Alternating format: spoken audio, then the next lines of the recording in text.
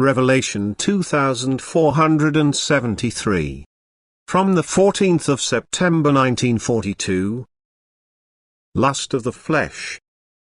Earthly lusts. Loving activity. You humans see the fulfillment of your bodily desires in carnal lust, and thus you indulge in earthly pleasure.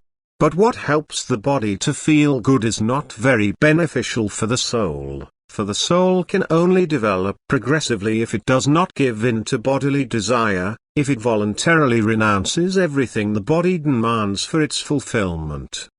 The human being should practice love, and must therefore always help his fellow human being in all hardships of body and soul. True love will always want to give and must therefore also be prepared to work with love when the fellow human being is in distress. This attitude is also decisive for the maturing of the soul. The degree of love is, so to speak, evaluated by God when two people unite purely physically.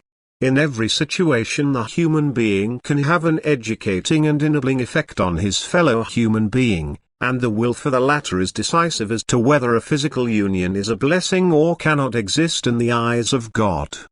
Divine love, mercy and patience exercise the greatest forbearance with people, and especially with those who present their weakness to God and appeal to Him for strength. For as long as the human being belongs to earth, his earthly desire is greater and therefore more difficult to overcome.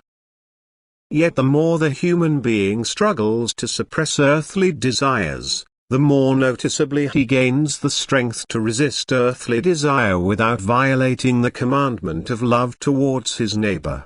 For love is the first condition.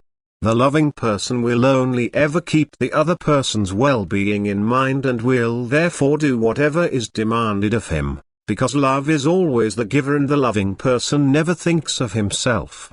Giving love will always be pleasing before God, and therefore the degree of willingness to give is decisive for the soul's higher development. Amen.